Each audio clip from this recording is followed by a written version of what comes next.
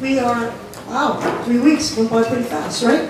Thank you all for praying. I feel much better. Somebody even noticed I got my haircut. That's a good sign. My husband didn't notice it. No, that's a bad sign.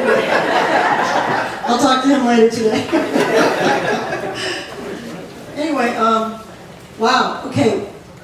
3 weeks. Now, you all are pretty well on. You've learned a lot, haven't you? It's hard to put it all together in your mind, but hopefully today we'll try to kind of sum it up. We're going to go through the material you got. I've made a couple of changes here and there, and we're going to also give you a little bit of breaks. Remember I told you I had a little commercial last time? There's my Trinity person going to be here. Angel, stand up. My angel man right here. I didn't hear any clapping.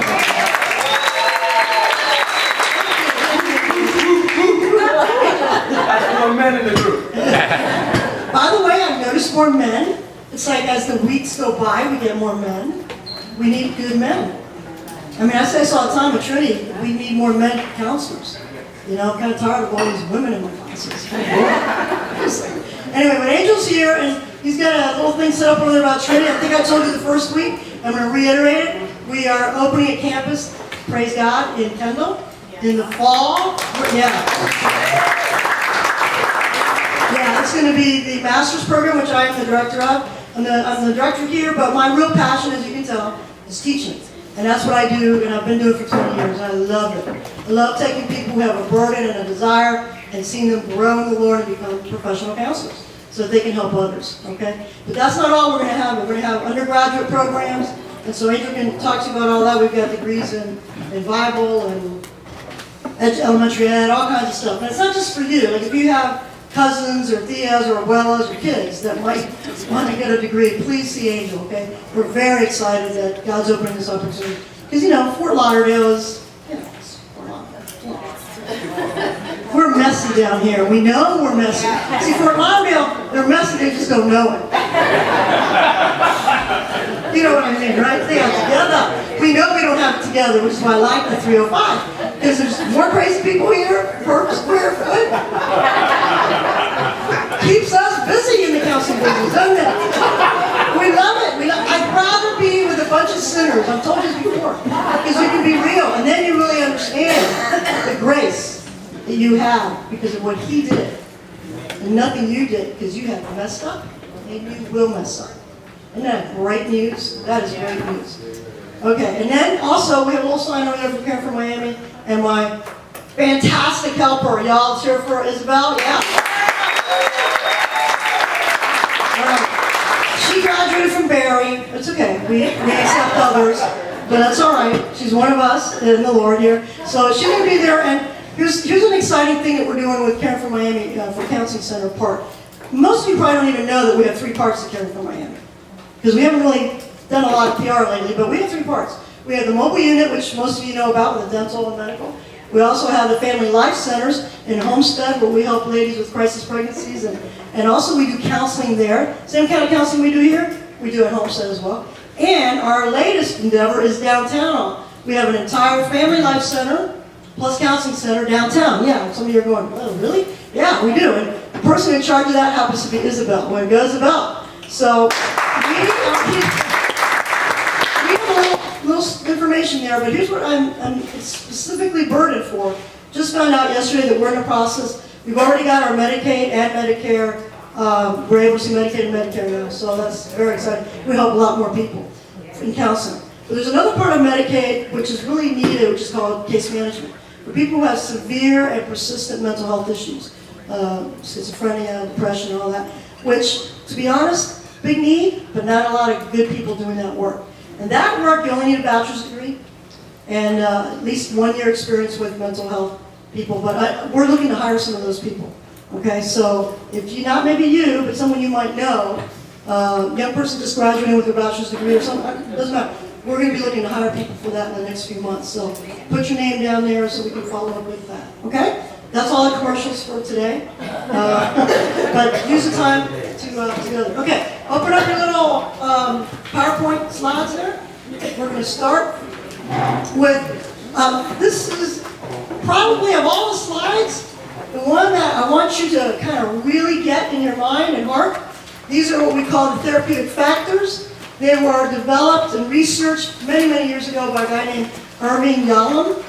And Yalom has come up through his research with those things that are believed to be the most important factors in the help giving and personal change in a group. There's, I think, 12 factors, and I listed them here for you. I'm going to go through them real quick, because when it's all said and done, this operates in every single group, any kind of group, but especially in the groups that are trying to help people grow and change. And it is what helps people change and grow. These things right here. Now, if you add this with the Holy Spirit in the room, whoa, very powerful. Okay? Because I've seen secular groups, no Holy Spirit, and people get better. So think about groups with Holy Spirit. Wow, isn't that incredible? So I want you to, we're going to go through these really quick, okay? This is here's the 12 of them. Installation of hope, universality, imparting information, altruism, and, okay, this is what I love because it's hard to say. Corrective recapitulation of primary family group, and I'll talk about that in a minute.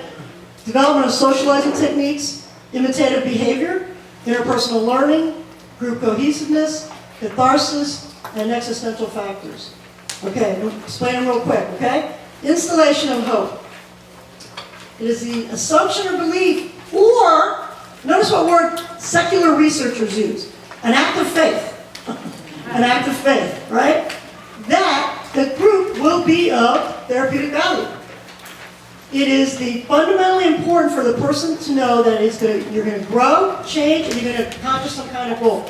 The person comes in with no hope, and that faith-based assumption that I'm going to get help. That's hope. And let me tell you something. You have a client as a therapist or a friend, and they have no hope. That's really bad. Hope is crucial. So when people come to the group, they're not coming because they're trying to plug in something to do on Sunday morning, or they're coming because they want some hope. They need to feel like, wow, something is going to change here. Okay? The next one is imparting information. That's just going to happen naturally as you sit around and talk about different things. What we mean by didactic information is when someone teaches you something. But I told you last week you're not going to tell them what to do, right? It's not that. It's actually just imparting information. This is what happens when you do drugs to your brain, right? You may have some cells that go bad, right? This is what happens when you do this. It's basic information, but it's the imparting of information by the leader, but notice right here, or somebody else, other members, okay? Remember, you're the leader, you're just facilitating, but the other members are part of the way that people grow and change by giving information. And what is information about? Yourself and others. Okay? Altruism. Okay. It's the intrinsic act of giving to be helpful without intending to benefit in any tangible way.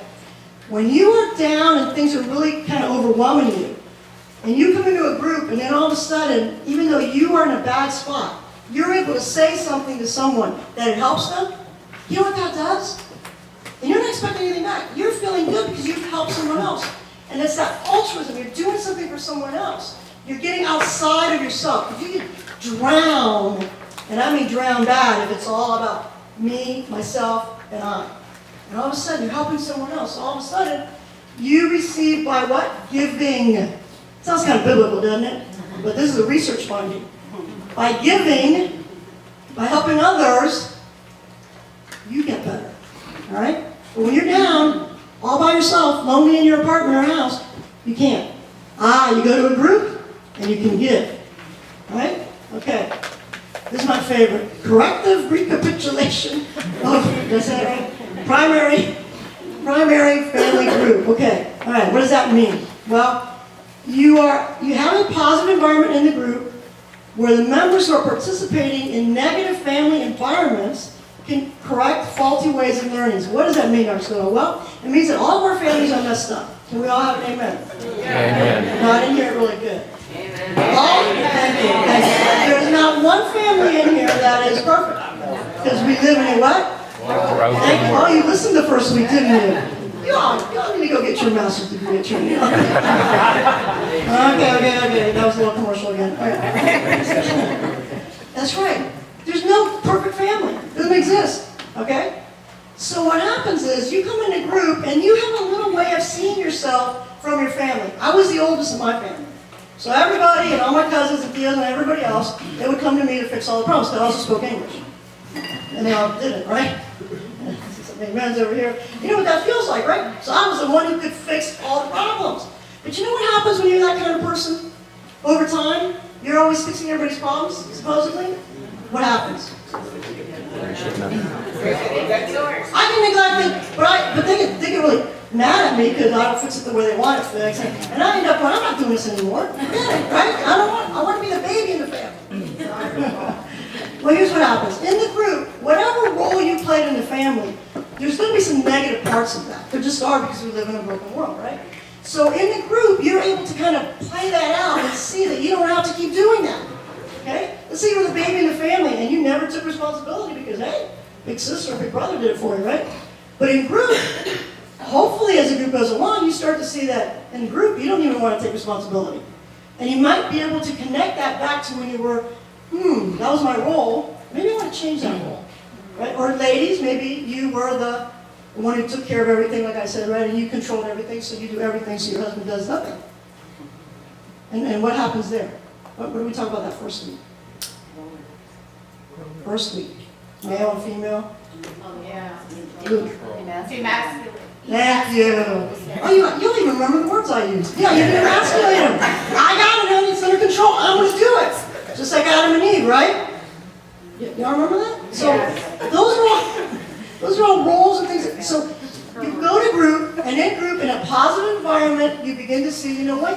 Maybe there's another way of doing it. And I'm using the example of early family, but it doesn't have to be early family. It can be current family, right? That's a little harder to get at, but we'll see. Okay, moving along here. Socializing techniques. Social learning or the creation of basic or new social skills is a common outcome. You see how other people talk to each other. You see how other people express anger. Because you may only know one way to express anger.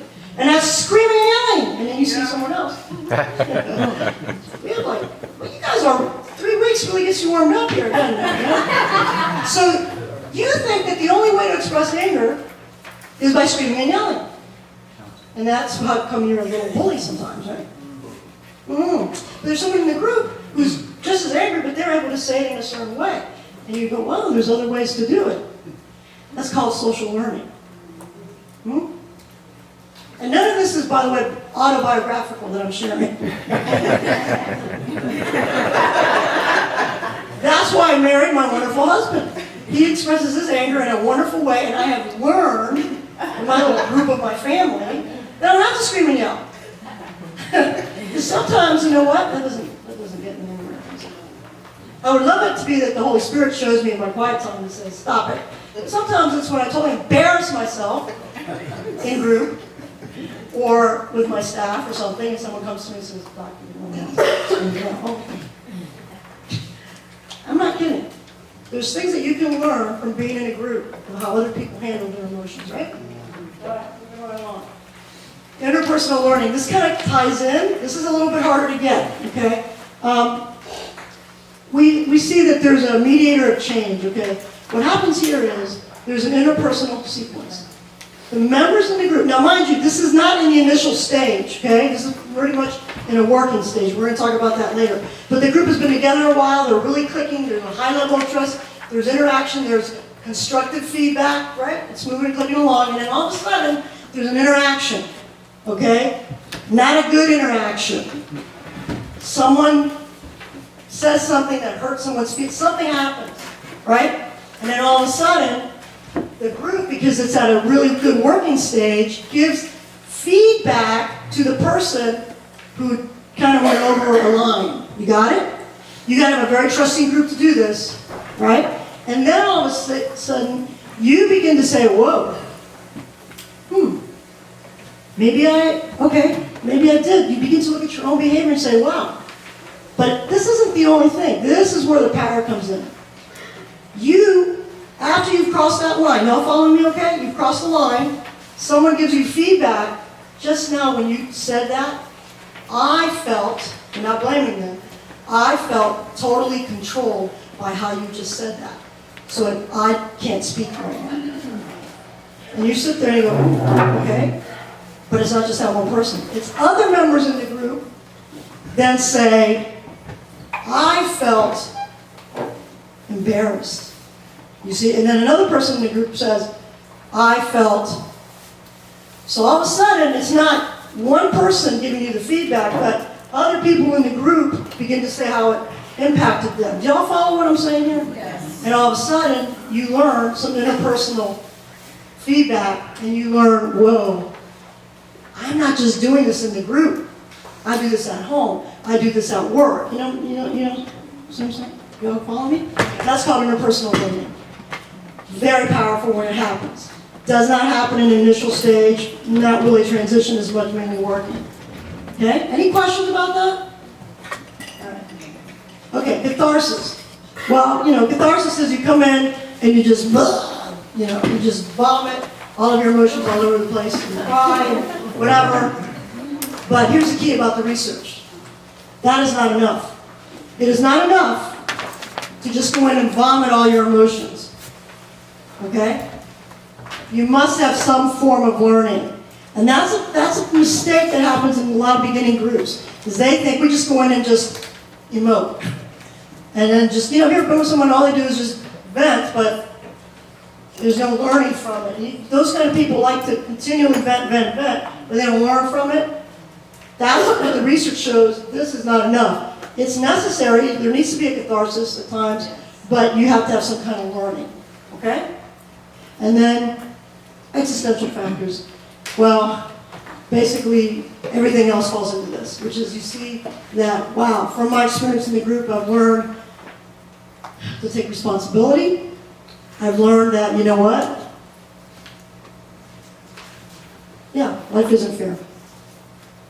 Your nephew died at age 18. And nothing's going to bring him back. And it hurts. But that's living in a broken world. Yeah, you were totally committed to your spouse, and she went off and had the affair and left you. Nothing you can do to change that. You understand? That's an existential factor, which says, as Christians, it says, yeah, life is what? Unfair and unjust. But we were not made for this life, right? And that is what gives us hope. Because when you in groups in secular places, this existential factor is really powerful, and it can kind of help, but the reality is there's no, it's just that existential factor. That's it. In a Christian worldview context, whoa, there is hope, and the hope is that we weren't made for this world. God never promised you life was going to be wonderful. Contrary to popular belief. Coming to know Jesus doesn't make everything great. Oh, I can't believe she just said that. It makes life worth living, but everything is not great at all times. Right? I'm speaking to the choir here. You all get that. But sometimes if you say it out there, people push back, right? Okay, those are the basic factors of any group. So whenever you get stuck, think back on, okay, are we able to really see that we have unity, that we have universality, all these factors here. Okay? Now, we're going to do something a little different. And last time I used Wayne and not seeing somebody else. Yes. Yes. We're going to do a little role play now.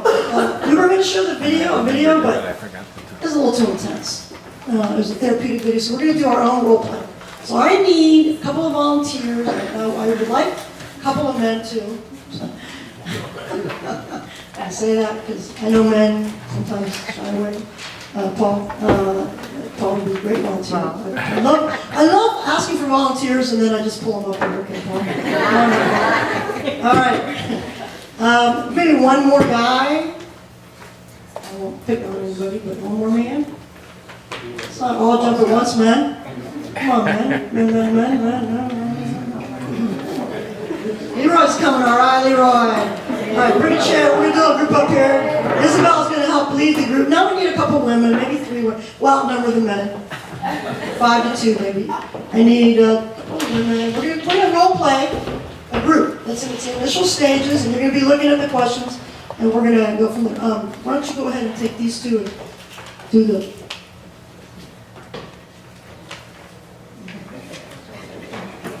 All right, ladies, 2, 3 volunteers. Come on. All right.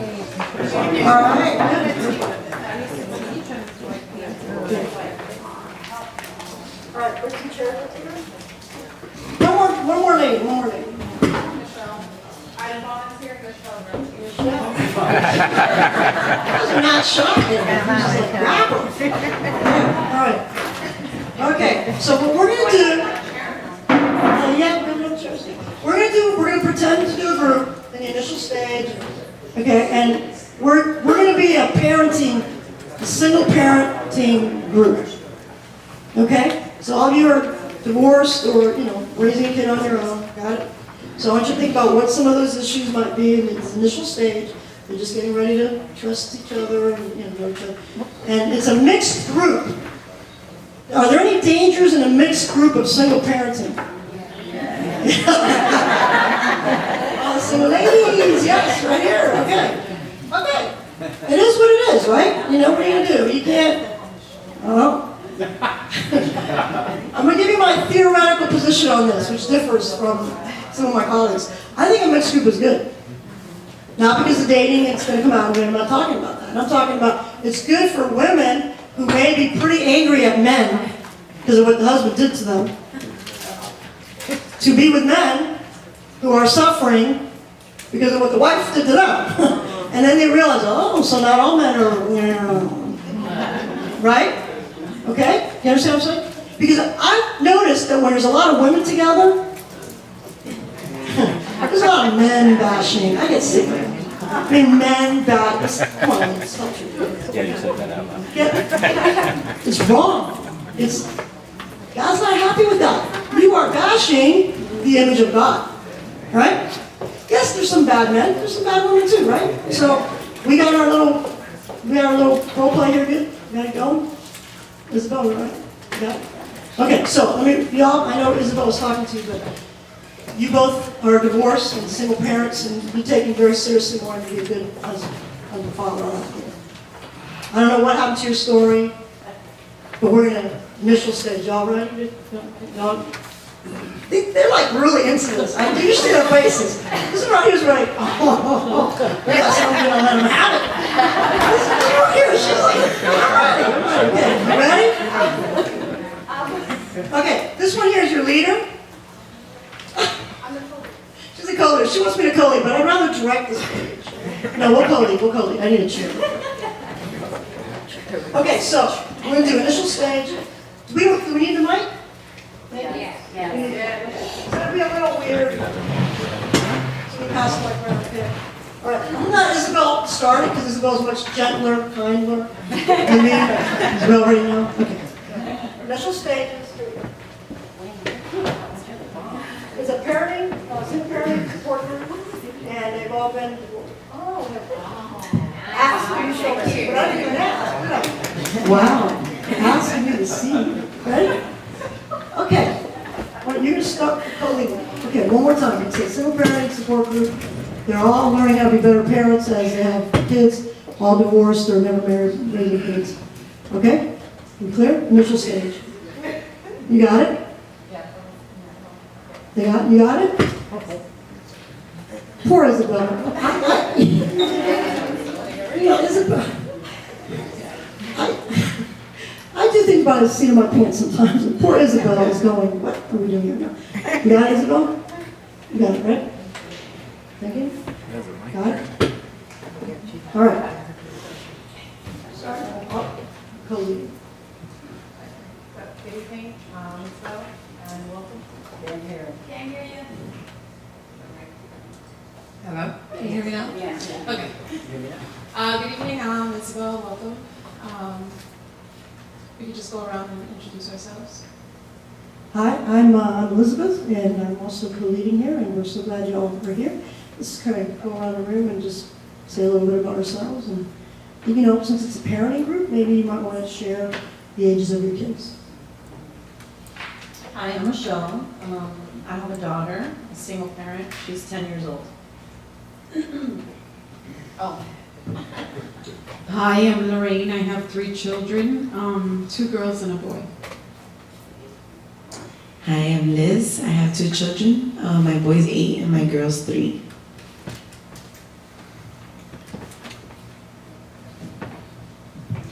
Hi, my name is Paul. I'm a father of 5. Philip, Nicole, John Paul, Daniel, and Brittany.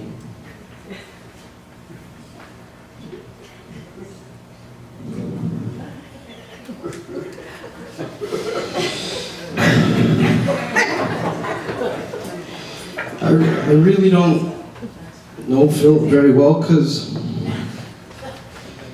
I had him when I was very young, and my mom, she took him away from me because I was in the military, and she didn't think as a child I could raise a child. I thought differently. But she took him, and he's 29 now, and I haven't really ever had anything to do with his life. I tried to move back after Hurricane Andrew, and she wouldn't let me see him. I'd show up to places for karate, and I wouldn't even be acknowledged.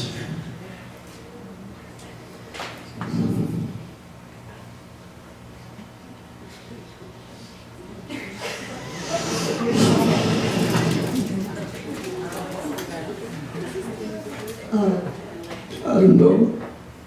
I tried to be there. I tried to be the father that I needed to be. I came 3,000 miles from California to New York to try to get closer.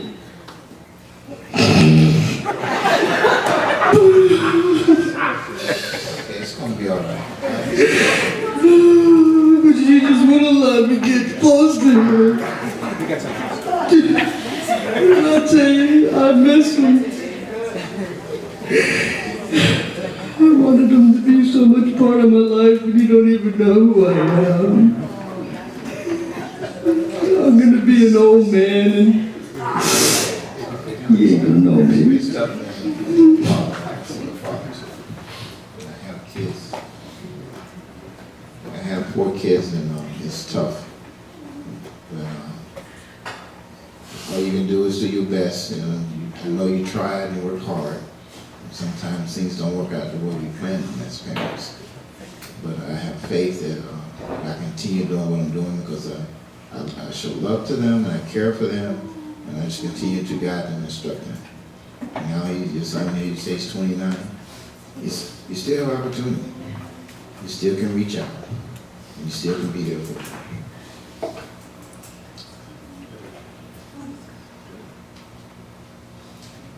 Whoa, what just happened? Well, that wasn't our initial stage. No, that's initial stage. Second half of definitely initial stage. Okay, let's just let it go for a second, and then we'll. You want to say something? Say it. Go ahead, say it. Well, Paul, you said that your son is 29 years old, correct? So, now that gives you a chance to reach out to him without your mom needing to be in the middle, so that he can see that you really desire to be with him.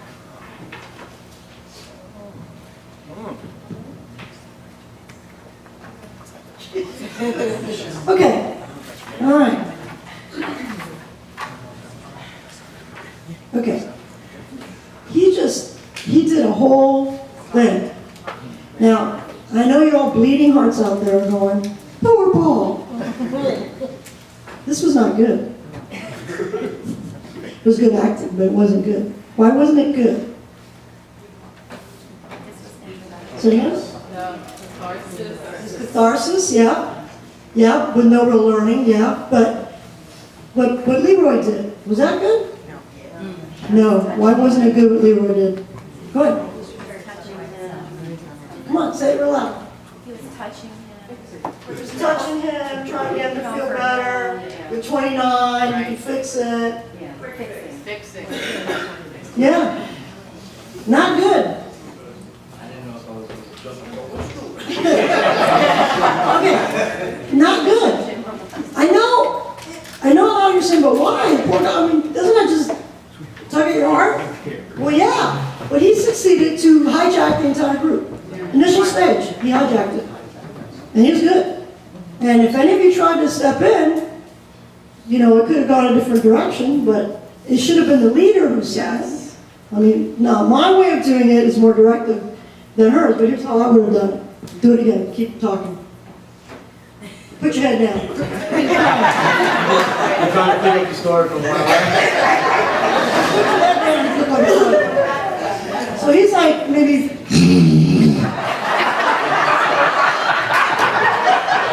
he's 3 slots away from again, we're snotting away. Okay, Paul.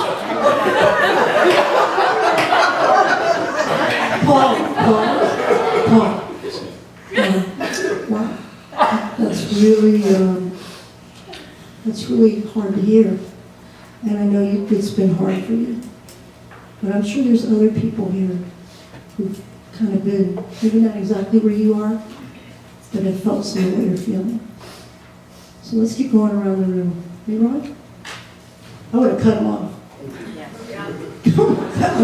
My name is Leroy and I have 4 kids. Leroy? Where to get to? Go ahead, you have 4 My name is Leroy and I have 4 kids. That's it? 4 kids, Leroy? Yes. Yeah.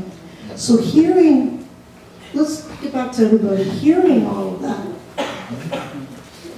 Some of you just shared briefly. That was a lot of emotion. I'd like you to share a little bit about when you saw him do that, what did that bring up in you? I'm kind of like the hard one. And I felt bad, but I was like, this is a bit too much right now. Save that for later. When we Okay, that's perfect.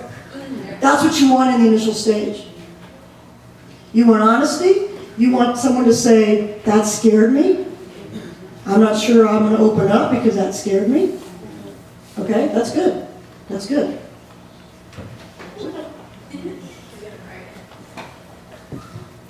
I have one more thing to say. I was wondering who was going to stop it because I needed it to stop. You needed it to stop. It's just too much. The initial stage, he's hijacking the group. Yeah. Do you ask specifically what did you think or feel about what he said? I do. I think You don't have to. No, my style probably That's a little bit okay. more in line with yours. So.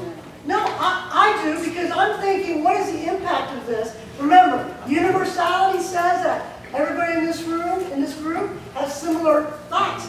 The whole time as a single parent, you're not wondering, how can I be there for my kids, or those kinds of questions, right? So I'm going to go that way. How would you have handled it? That direct, or maybe not as direct? Yeah, I probably would have let him finish. I would have let him finish and said, and see how the other group were impacted. And then, Yeah. how would you have gotten in the top line? Anyone else can share any similar situation or feeling or going through the same thing? Exactly. Remember, you got to use your style. Okay, I mean, we already know that I'm a little more, directional, confrontational than she is. But that's okay. Everybody's different, and Nancy's probably got a different style too. Yeah. Let's say that what Paul was saying was perfectly okay, but Leroy was doing this. How do you stop the Zero, putting his person? arm on it. Yes, how do you stop that person who is Okay. comforting How them? would you stop putting your arm? He was kind of subtle, so I've seen it more obvious. So Yes, I've seen make it real obvious. Yeah. Right. It's okay.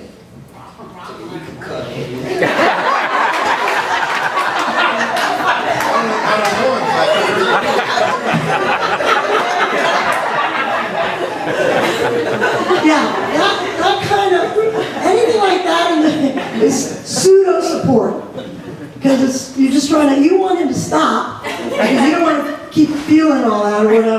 Yeah, you can point it out, you know, because everybody's gonna do it a little different, okay? Remember, this is the initial stage. Anybody in the initial stage who goes like that, they're gonna hijack the group. And it's gonna shut up everybody else, because gosh, well, I don't know what to say. He's got the worst story ever. Why would I go anywhere? This one here, man, she didn't even want to cry. So she's never coming back. No, it's okay, people don't come back. Tough cookie over here. No, it's okay if she doesn't come back. And you want, but what I love was she said what she was feeling. And so that's okay, because remember, initial stage, everybody needs to talk about the trust. I'm not sure that I want to be here. I'm not sure what I'm going through, you know. Okay, yes. No, can I just ask a question? In the other training last week, we were talking about the ground rules, kind of, you know. Are the ground rules gone over the very first time you meet before everybody introduces themselves? Yes. Yes. Okay, so To be honest, they would know no rescuing. yeah, but you can say no rescuing or whatever, Right. but it's going to happen, and depends on the topic of the group. I don't know that I would see a mix. There's another little thing to throw in there: a mixed group, men and women. That you're going to have that kind of emotion from a man first. You know, that's really rare. You know, so you could go over the ground rules and he might still, because he's really hurting. Now later on this morning, we're going to talk about what if he keeps talking, and all of a sudden you hear stuff like, "I really don't know that I want to go on." You know, he's really depressed. He's not getting up out of bed, and we'll talk about that, how you want to get them to get more help. Okay? I thought I was trying to stop him. Trying to cut in words, but he kept going. Right. And so, because you want to support them, but when you do that, you cut them off, is what you do. Right? But I'm trying to tell you that someone who does that in initial stage, they will hijack the group. You got to be careful. But you want them to, did you feel that I supported you? You? Yeah.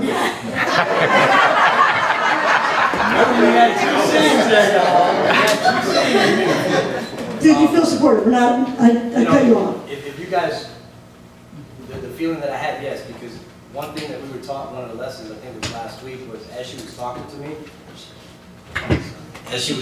me, not only was she directly talking to me, but she was also leaning and she was like looking and trying to get my eyes. Yes. And if you guys realize, she had initially told me to slump down and go back into my position, and I was down here, and I couldn't even resist to try to pick my eyes up to look at her because she was talking to me.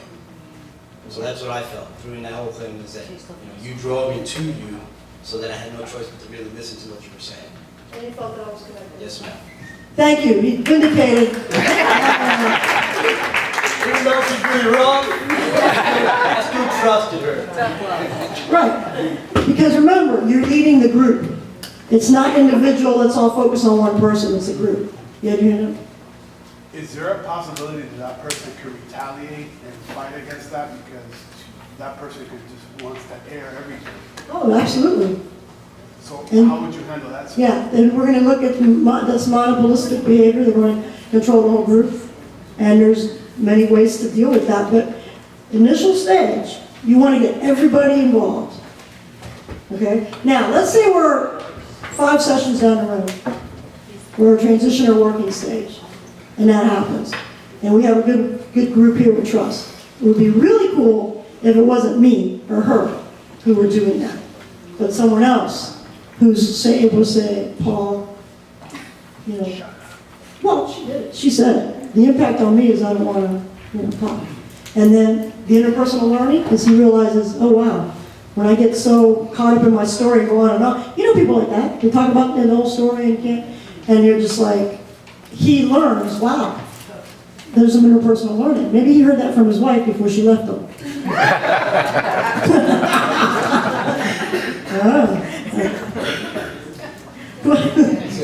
Is that?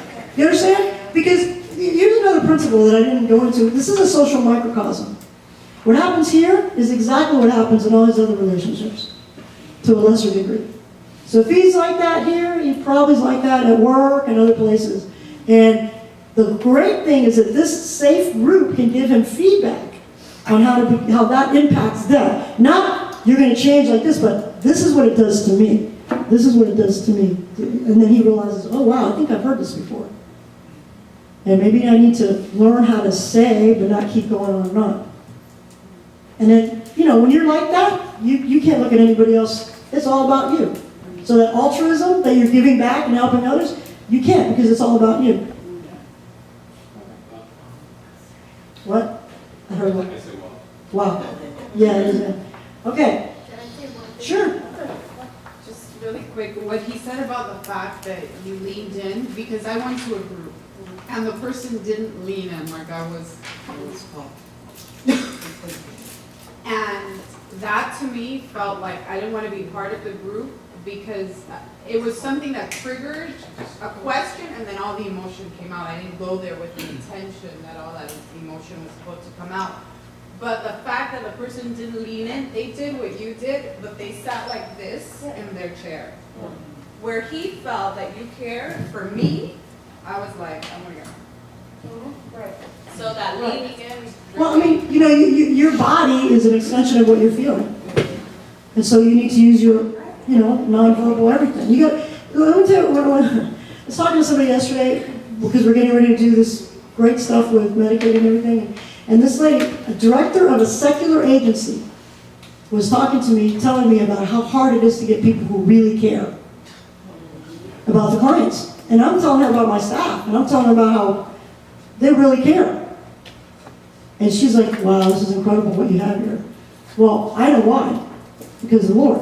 That may have been a Christian group too, I don't know, but the reality is that, whatever. But the reality is that if you don't really care, don't do this. Because that hurts the cause of Christ more than anything. Give it up. Go to a Bible study. Can't believe I just said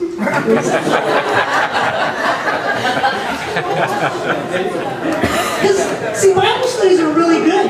Because the Bible says, and you're in control. Don't get me going. You're not in control. The Holy Spirit's in control of these groups. But if you really care, God's going to use you. You don't have, I know you want to know what's the right thing to do. You know what? Go with your gut. And the best way you learn? The mistakes you make.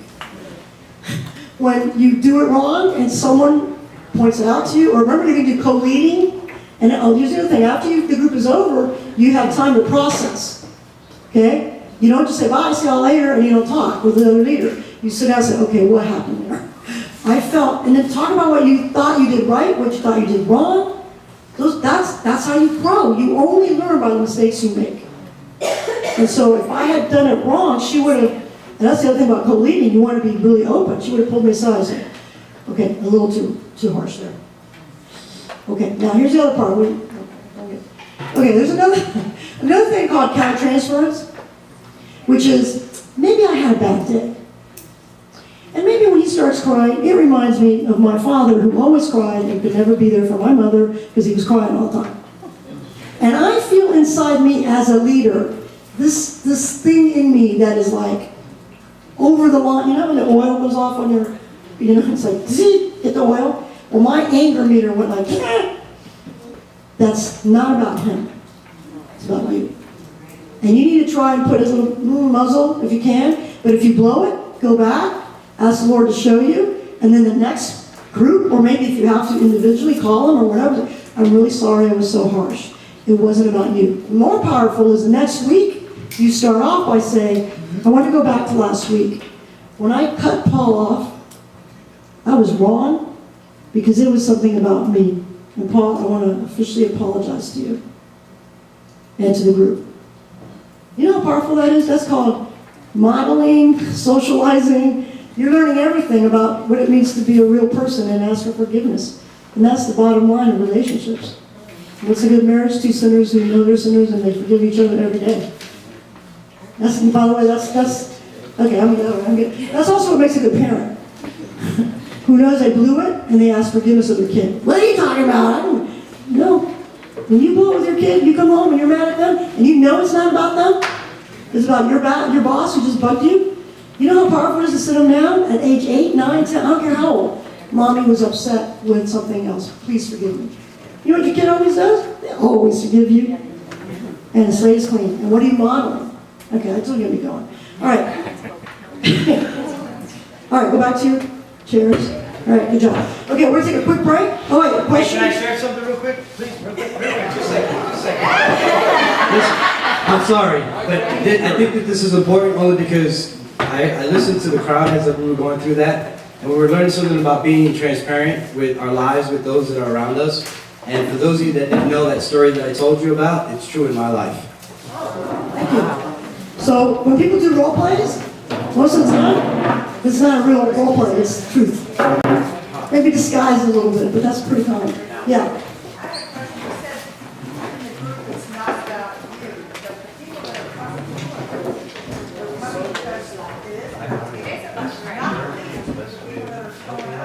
It's about them. Yes, that's what I meant. It's not about me as a leader. But if I as a leader feel myself reacting in a very strong way, usually it's anger, it could be sadness. He could start telling a story and it's like, oh my gosh, that's me. And I blew it with my son and I've never had a relationship. And then I can't even formulate anything because it's touching me and I'm tearing up. Well, that's when a co-leader steps in to help out. And then when you gather yourself, you can share that, or you share it the following week, or whatever. And that's transparency, and that's, that's all the process. Okay, let's take about a 10-minute quick break, and then we'll come back. Okay, I know. Hello? Okay, so. Hello? Okay. All right, let's talk about the new group, new initial stage. Okay. How did it feel? Awkward? How did it feel? I have no control of this room. Okay, how did it feel over here? Felt good. Did it feel as safe as the group you were just in? Yeah? Initially. Yeah, we didn't know how to start or, Okay, hold on. Okay, so initially, you felt, what did you feel initially? Well, the first thing I was like, okay, I don't know these people, and I wasn't sure I was going to be open and say what my group would be about. I was like, oh, yeah. But then it went, oh, God, the Holy Spirit led it. Yes. Now, that group over there with all the men, they're still talking. One woman and all these men. Y'all see that? I have no control. But that's a good sign. All these men. Okay, so get that myth out of your mind that men don't want to talk. One woman, you were outnumbered. Okay, guys and one lady, how did it feel? Extremely transparent. Extremely transparent. Okay, my little trick isn't working. Why do you think it was transparent? Because each and everybody's stories, each of us could relate to it in some way or another. Loving God, loving people, that's what came out of this. So that issue of universality, okay, I kind of thought it would be a little hard at first, but then it would be quick. And I was watching, and it was. You all got into it right away. Well, that's just for 3 weeks. You've been in the same room, right? And you've been talking about these issues and stuff, right? So, yeah. And so now when you start a group, you'll be nervous and all that, but you've been doing this already, okay? But yeah, that initial little bit of fear should be there. That's kind of normal. But then you just get going and everybody starts talking, okay? Where's my one little lady did not even want to get up? Where'd she go? She didn't want to get up from the where she is. Rochelle. No, my darling. Oh, look at her. Now, we go way back now, so I can't remember your name, but I know we go way back.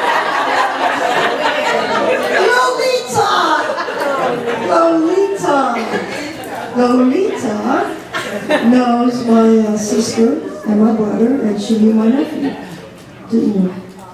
Yeah, she knew my nephew. He was adorable, wasn't he? He was very special. And we walked through that whole scenario with them because we were all in the choir together. So we not only worked with the church body, but as a small group in the choir. A lot of tears, a lot of prayers. And I'm tearing up right now. But you know what? This is a brave lady. She liked that table over there, didn't she? Because it's not just the people. So pay attention to the room that you get. And you want to make the room pretty much the same all the time. And you're going to see that people sit in the same seats all the time. You want to mess them up a little bit? Make them move. Now, why would you do that? You know why? Because you want to illustrate to them what it feels like to start all over again and get to know people. And by shifting the seats around, you get to know, when you sit next to somebody, you feel their movement non-verbally, right? And there's more of a connection. So that's really cool to do. I mean, you don't want to do it right off the bat, but as the group gets going, do it. Mess with their heads. You're not messing with their heads. What you're doing is you're illustrating the life of a group, okay? And you're getting people to connect more. Especially if they're married, you really want to split them up. No, kidding. Now, you don't want to split them up if they're married because that is their comfort, right? That's okay. If you're doing a couples group, right? Okay. Okay. Do you want to stay like this or you want to go back? Go back. Right, go back, go back. Go back. If you want to finish off strong. Say goodbye. See you later. I'm going to move it to you again.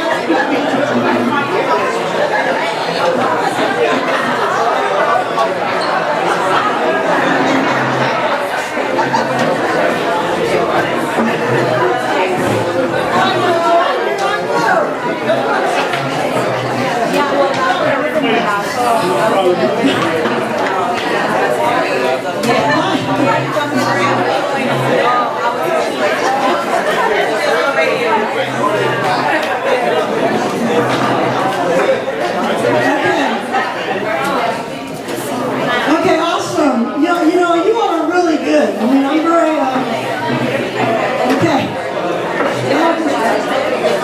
No control. It's an illusion of control. Okay, we're coming into the middle stage. We're going to go, then we'll take one more break, and then we're going to end up on mental health issues, and then we'll have some time that Wayne and Leslie are going to come up and finish things out. So let's go through transitional stage. Okay, now, you know, the research that's been done on group processes is that every group goes through that initial stage. We spend a lot of time on initial because that is the hardest to really get going when you're leading groups, okay? But then you move into the transitional stage, you're still dealing with, you know, some trust, but you're kind of a little past it, and there is a little bit of trust. And so now, the issue then becomes, you know, anxiety, okay? Because people have their own insecurities. The trust is a little bit there. You're always working on trust. But it begins to be anxiety about my own, you know, insecurities of, you know, that little self-talk that you do. If I speak up, everybody's going to think I'm a little strange or whatever. So that's there, but also, you know, what others are going to think is very important as well. So you're still working on this, okay? And here's what you're going to see as you move into transition and then working.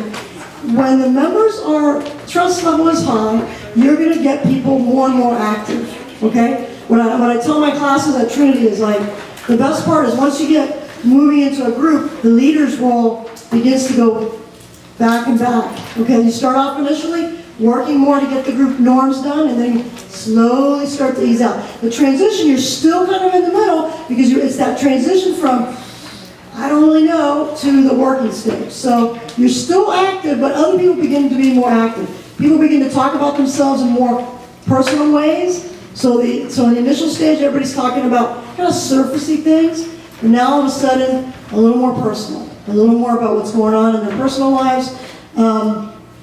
People begin to focus on themselves more. Okay, that's when you know you're moving into transition. Okay, not on that person and helping them, but on myself. What are you bringing to the table, right? And disclosing feelings that are persistent, that have been there.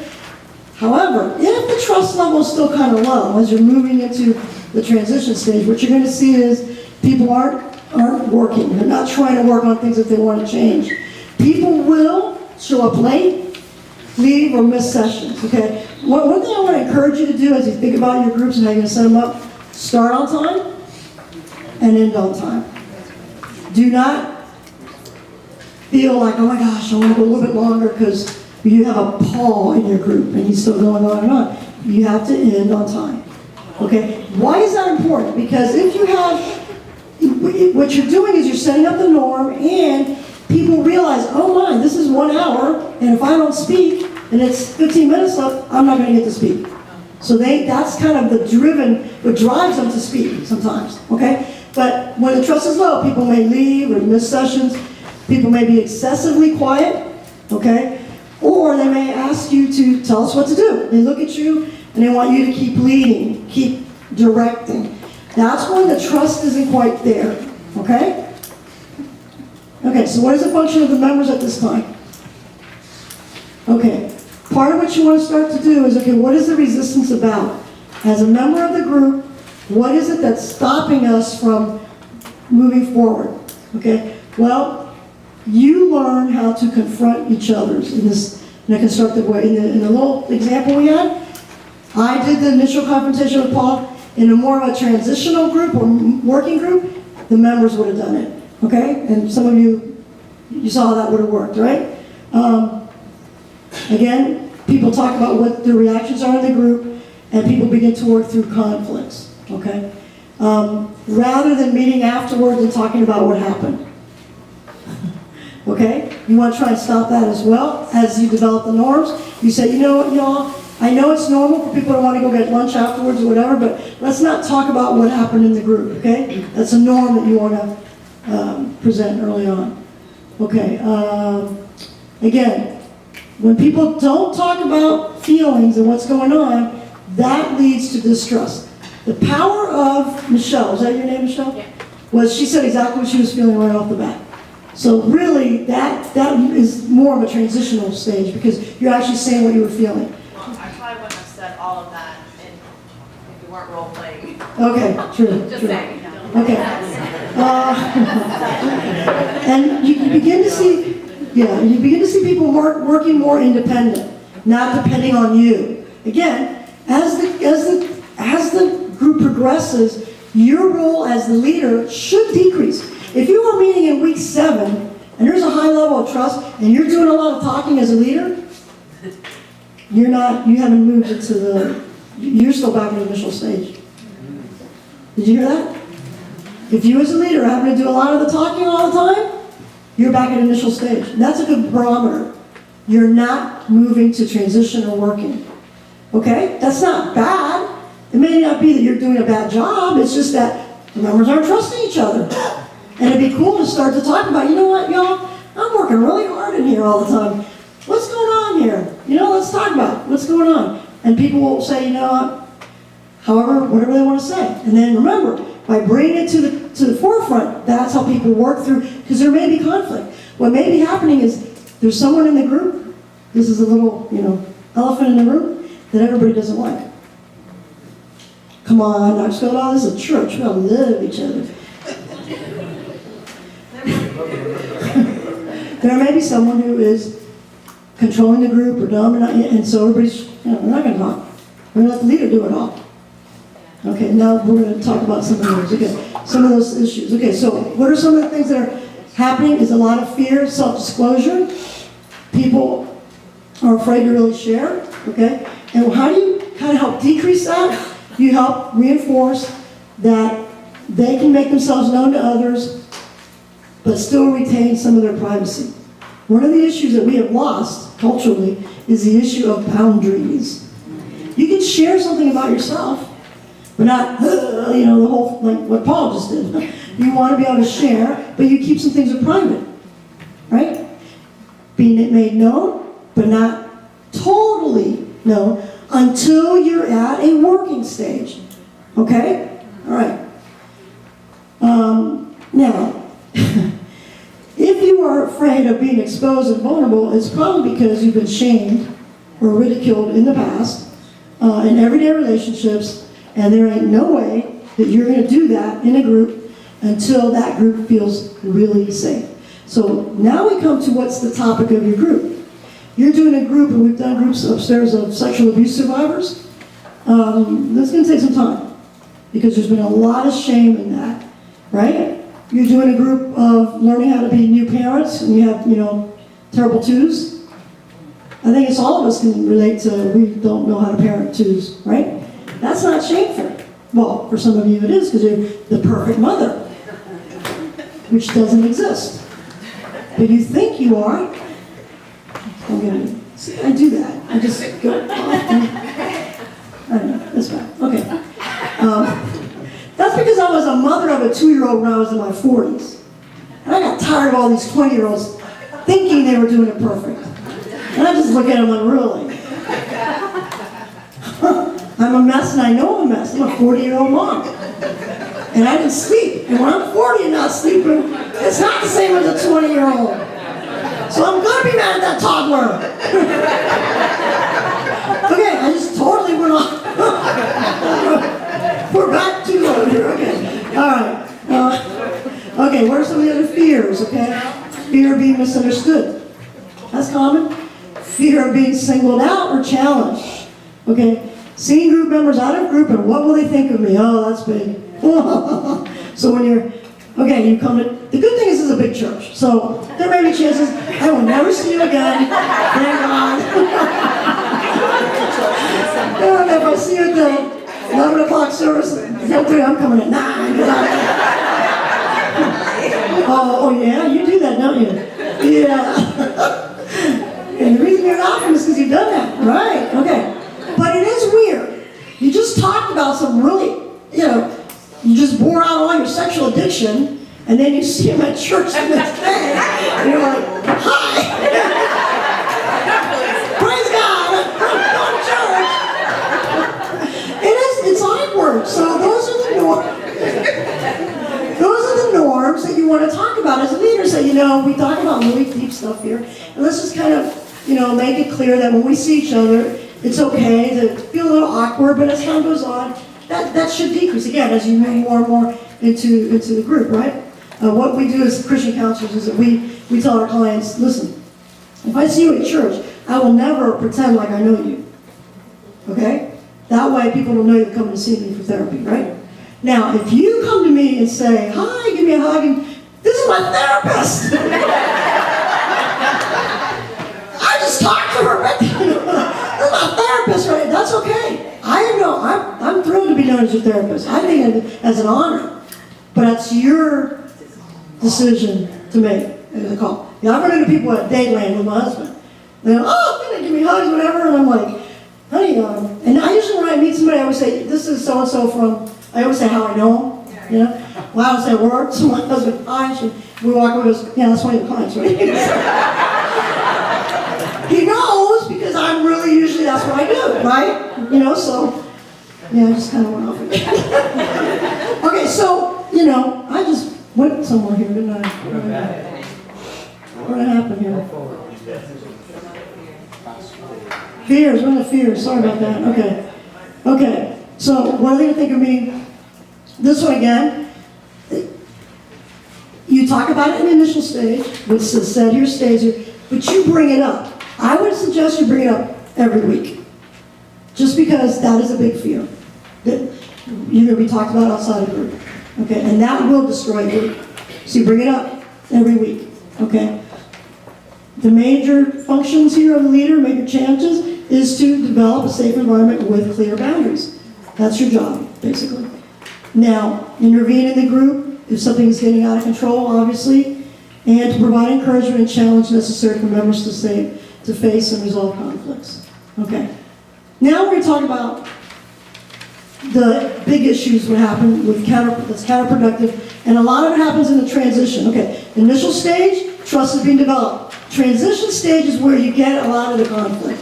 Things are really being worked out and all that. The beauty of it is if you work through that and work with these kinds of issues, you will make it to the working stage and you can really just go, it'll be beautiful as you start working. Why is that? Because these are the forms of issues that get in the way that develop the conflict. Because you all are in the group and saying, oh, there they go again, they're controlling the group. And that has to be dealt with. So silence and lack of participation. There's someone in your group, they're not talking. You're in week 5 or 6, they still haven't talked. Okay, you cannot force somebody to talk. Don't do it. It's very bad. It's counterproductive. It's not going to help. You give them every opportunity. You say things like, you know what, I just wish I knew more what you're thinking. How do you want to word it? But it's concern, not judgment. Okay? Because there may be very good and valid reasons why they're not speaking. And you hope that they at some point can. This one, monopolistic behavior. You kind of saw a little bit of that. The person exhibits a high level of self-centeredness. They monopolize everything. Now, generally speaking, you can tell the difference between that and someone who's talking a lot because they're really nervous and anxious.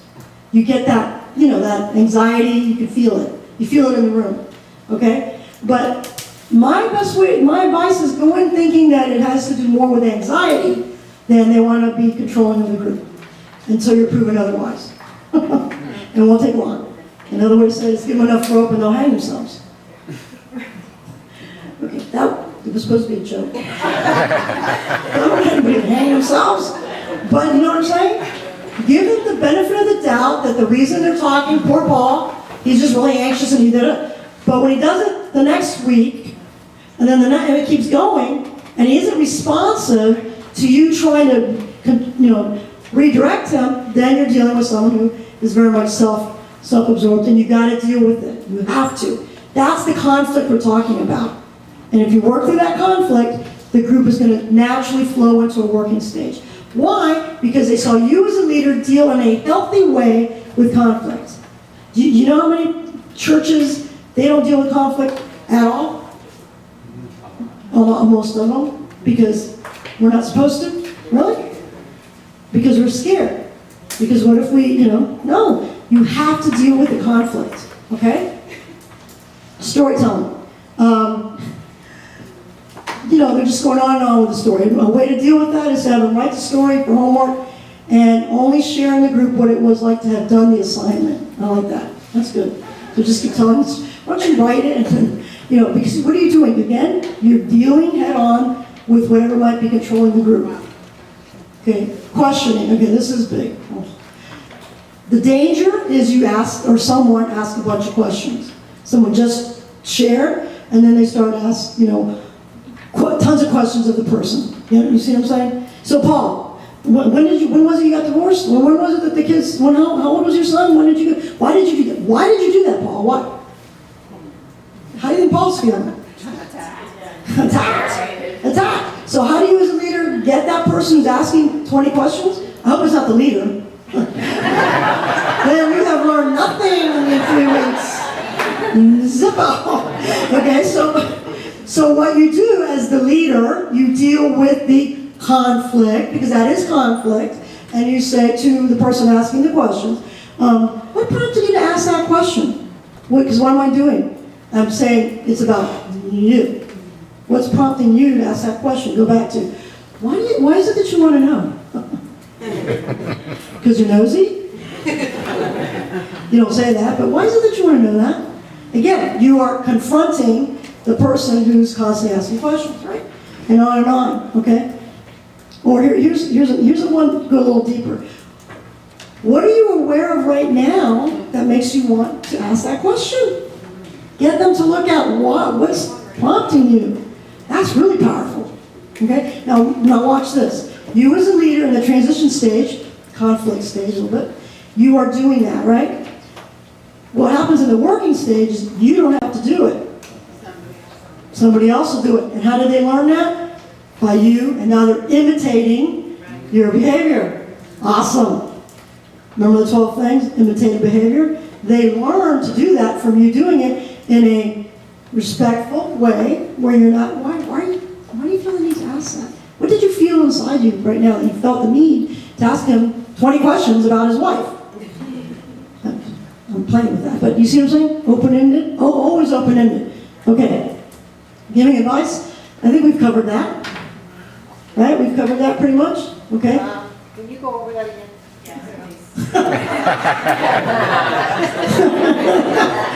We have a little trouble with the giving advice part. You want to help me with that, Isabel? How would you say that? I think where it says allowing others to come to their own insights.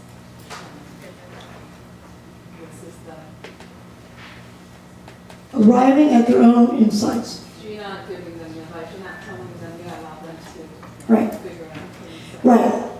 And it may take time, it's not gonna happen right away. Allowing others to come to their,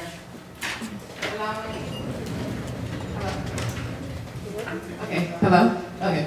Allowing others to come to their own insight, and I believe what other members try to do is if they figure it out for themselves, they want to rush it for the other person, so it may take time.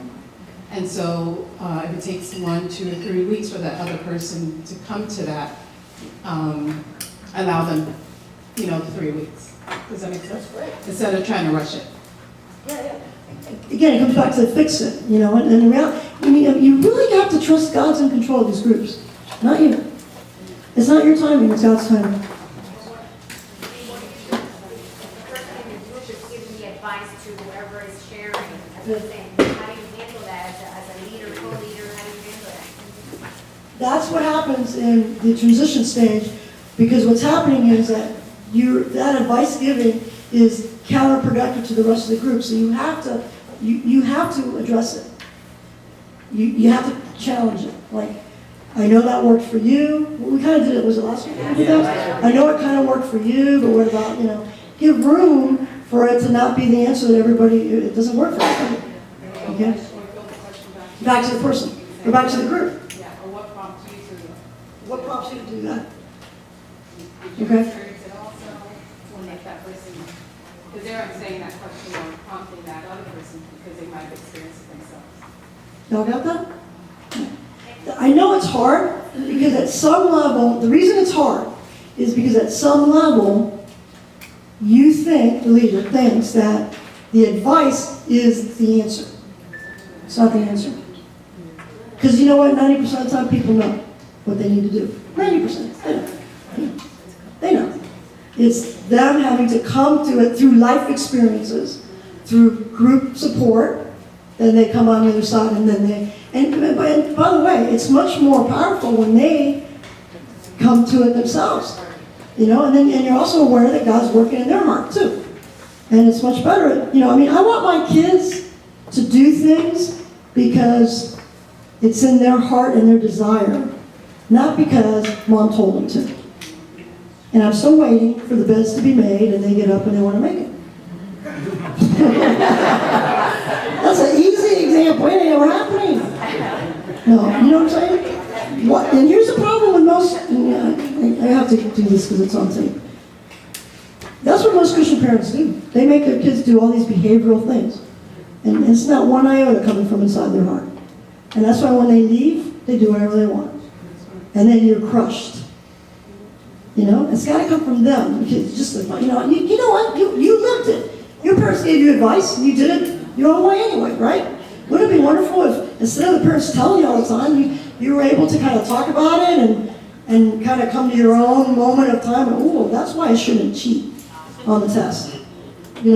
Before it became bigger, and that's why I shouldn't do this drug or do that. You see what I'm saying? On the little things. But we as Christian parents try to make our kids be perfect in every area because we're telling them what to do.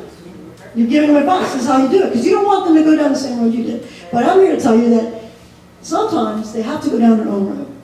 And the most toughest thing to do is to be a parent to sit back and watch them, knowing that they're going to make the wrong choice. And you sit back and all you can do, and this is not simple, is called pray.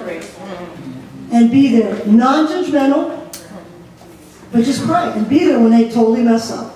Because you know what you're modeling? God's grace, because that's what happened with you.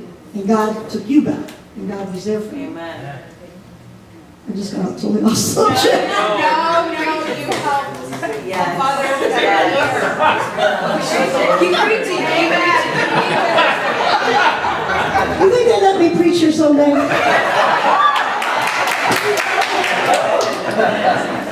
Erase that part right there. Oh, okay. Moving right along. Okay, offering pseudo support.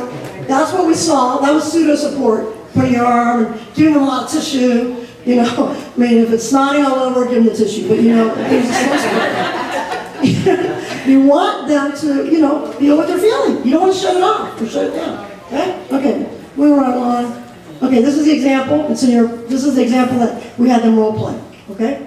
You know? Okay. Again, you can read that on your own. Okay, socializing. Let's talk about socializing, because obviously this is a church and, you know, people are going to be socializing. Okay, group cohesion can increase when you have socialization outside. That's a real positive thing. The negative part is when there's subgroups or cliques and they talk about what's being shared. So what I mean by that is you can have both the positive and the negative. How do you stop the negative? You talk about you don't share what goes on in group. So is it okay for you all to meet somewhere else and have lunch? Or absolutely, but you're never going to talk about what happened in the group. But that can be hard if the only way you know each other is the depths of your grief. So you got to make sure that if you're going to do something social, you know, Christmas time, so I would recommend every once in a while, not because then the power of the group is diluted a little bit. But at the end of the year, after you've gone through a series or whatever, it might not be a bad thing to do something social. Okay? All right, that was transition. We got transition down? All right, we're going to go to working really fast. We're going to take a quick break and then do mental health and then turn it over to the students. Okay, working stage. All right. Okay, one thing about the stage is there's not a clear-cut, this is where it starts and this is just a way to envision your group to help you think about what you need to do as a leader. So you know initial really well. Transition is when you got some conflict and you're working through that conflict. And then working through the conflict is what makes you a working group. Okay? Working group, at that point, you have a lot of trust and you have a lot of cohesion. Communication is open. You know, you as a leader, you can start it, but everybody kind of jumps in and there's real good movement around because of communication. Everybody interacts with each other, open, and feedback is given. Really good. That's when you know you got a working group. You as a leader don't even have to jump in. They're giving each other feedback. Yeah. What happens when there's just so much, like, so many different conversations going on in the group and it just sounds so noisy? Yeah, no, that's not, you don't want that. Right, that's what I'm No. confused about. Like, really, if one person's speaking, you want everyone listening. Yeah, but what you do is a person speaks and then someone else jumps in, they'll say something, and someone But says, not me and her and her. No, it's all within the group. So, for example, you just shared something, she goes, oh yeah, I understand, I went to oh yeah, I get this because I understand that. Same conversation. Same conversation. You're all in the same conversation. That's the communication is open. It's very powerful. Yes. But then, just like you said, what I'm going to be, somebody speaks, my feedback should be about my own experience, not talking about what they should be doing. No, not talking about exactly. Right. Yes, it's about you. Again, remember, as you go through from initial to transition, you're talking more about yourself and about your experience, or just kind of commenting and saying, wow, I never understood that. I get it now. And then be quiet. That could be an interaction. But again, you as the leader don't have to direct it as much. It starts going, pretty quickly, and the feedback is pretty quick. So here, this is how members function in a working group. They're willing to bring in issues and are willing to discuss. Someone walks in and said, we've been working on this, and I blew it last night. I yelled at my husband. I did it again. And I know I was wrong. And then someone, you see what I'm saying? There's a willingness to open up about things you've been working on, or whatever the topic is, whatever, okay? And then they give feedback and you remain open for feedback. Or you do, this is really powerful, when you say, y'all, I need feedback. I did this. And I'm not sure that I did the right thing. And you don't sugarcoat it and everybody says, oh no, sweetie, that was good. No, you give them real feedback. Because everybody's afraid, because we're all Christians and we can't. No, you need to say, you said that? Really? But if you're in a working group, the trust is there. And everybody is there for each other. Say, oh wow, I really did mess up. You see what I'm saying? There's a love, there's a connection, that people are willing to forgive each other and move on, right? Okay. You get to practice new skills and behaviors in daily life and bring it. You're talking about what I'm working on.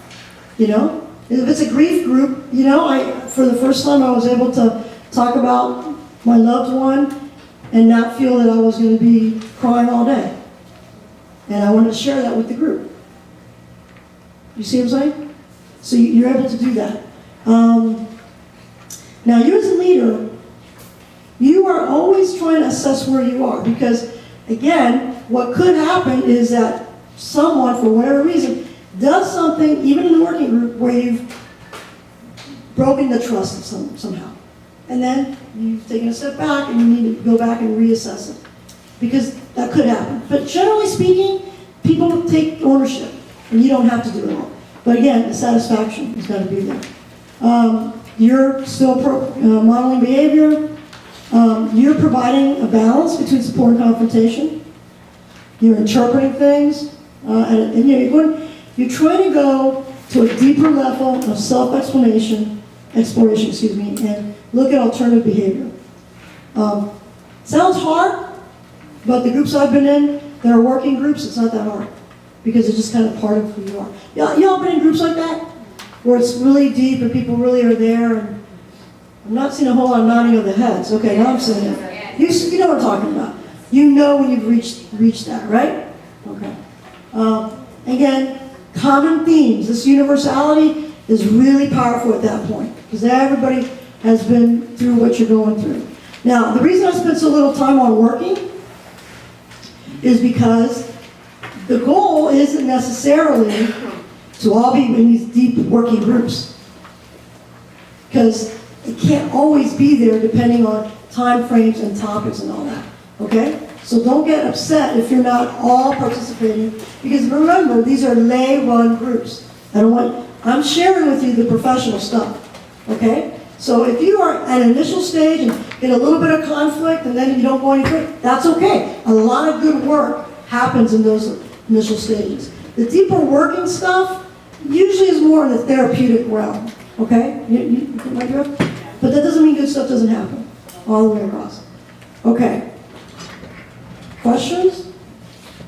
That's why I spent so little time on that, because I don't want that to be your focus. I mean, if you get to a group that can begin to develop trust, that's fantastic. Especially with some of the issues we're talking about. Right? Okay. 5-minute break, and then we'll do mental health, and then we'll turn it over.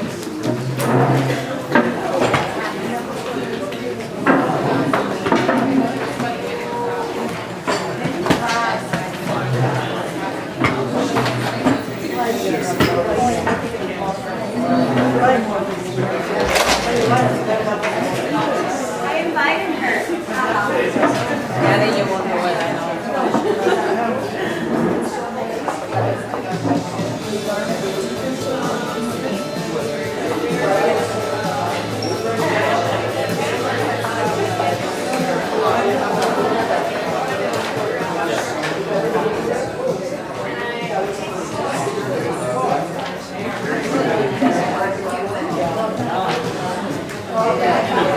Almost in the last hour,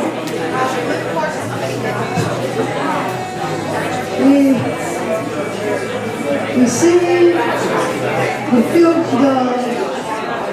on the 5-yard line, 10-yard line. You're Americans.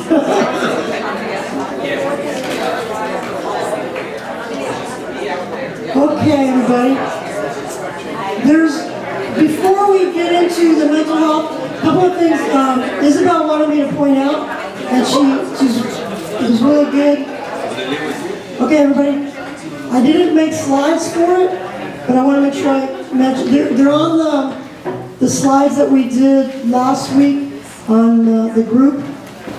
We didn't put it in today because most of the groups are going to be ongoing.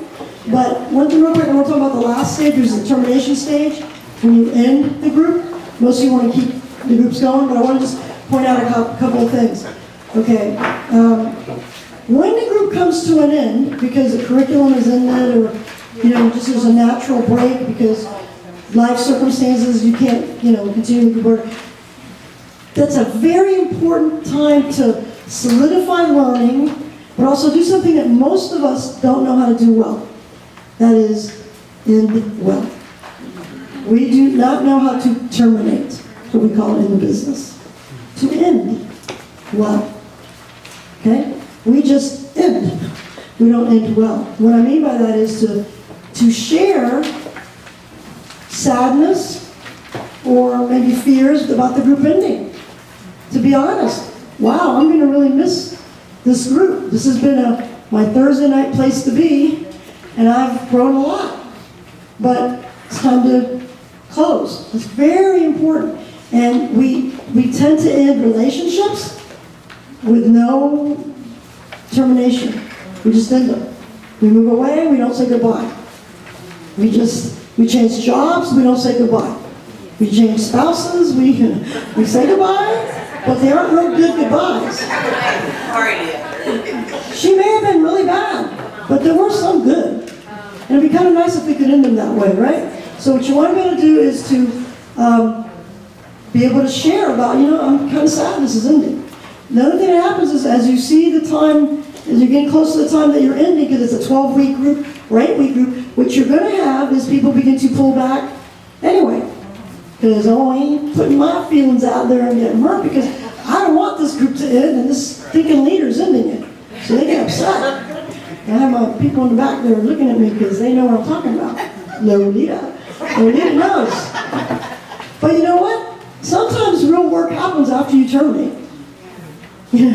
Right? So that's okay. So you want to be able to talk about it, some sadness, fear about it. People might pull back, they might not talk as much.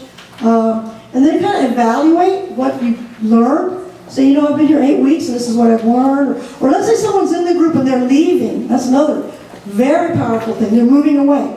They're whatever. You want them to have a chance to do what? Say goodbye in a good way. And you want to have the chance for the people in the group to say goodbye to them too. To be able to say, hey, I've seen you grow in these ways. We're going to miss you. Kind of that termination is very, very important. Okay? And finish up any unfinished business that might be there. But I didn't want to close without talking about that. But most of your groups are going to be ongoing. Okay, so we're going to talk right now about mental health issues. Okay? Or what to refer. Okay?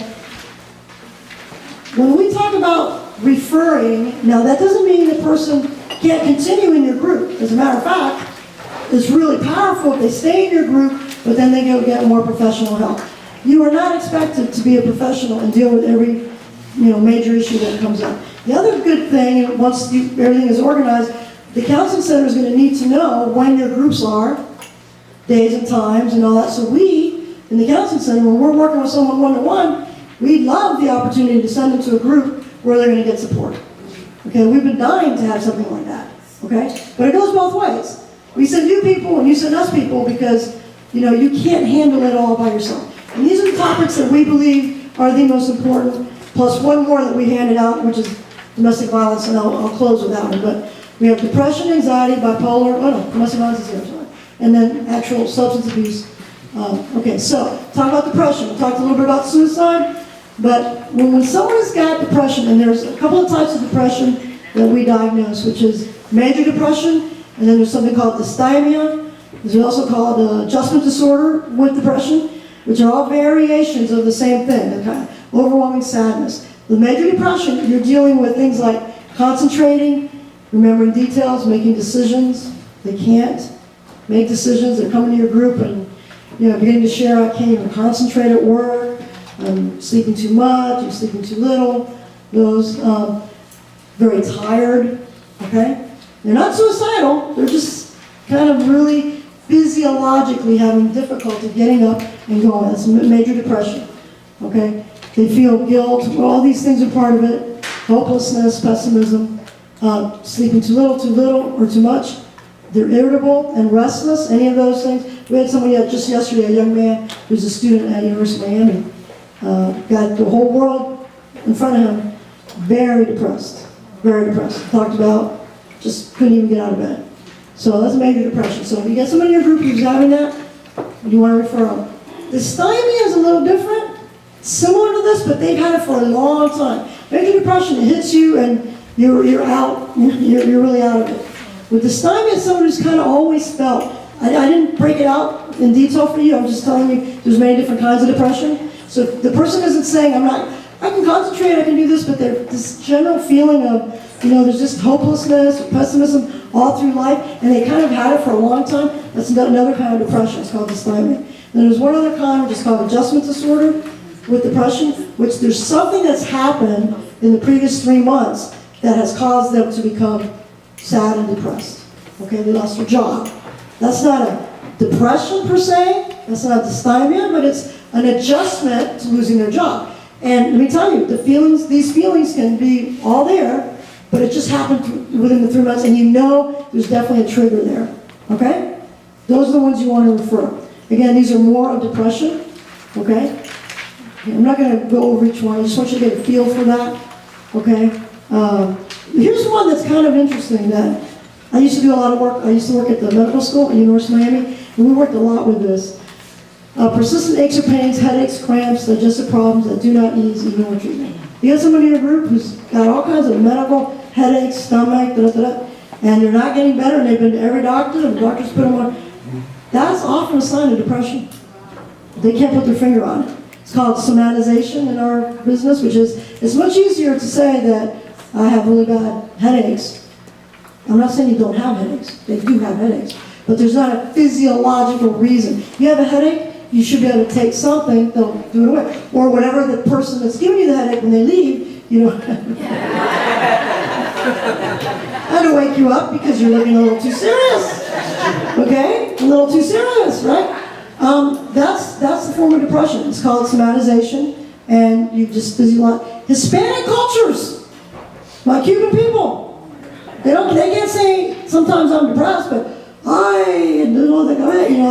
it's all physical. And they go to the doctor, and the doctor says, there's nothing that I can find. I need an MRI. I need a CAT scan, whatever. And there's nothing there. It's not saying you don't have a headache. But the headache is the result of depression.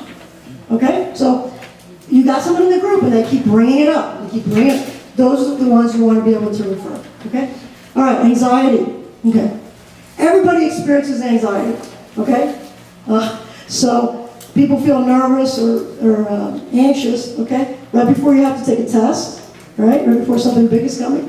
Okay? That's not what we're talking about. That's kind of normal anxiety. What we're talking about is disorders, anxiety disorders, to the point that the person cannot function and lead a normal life. That's very different. Okay?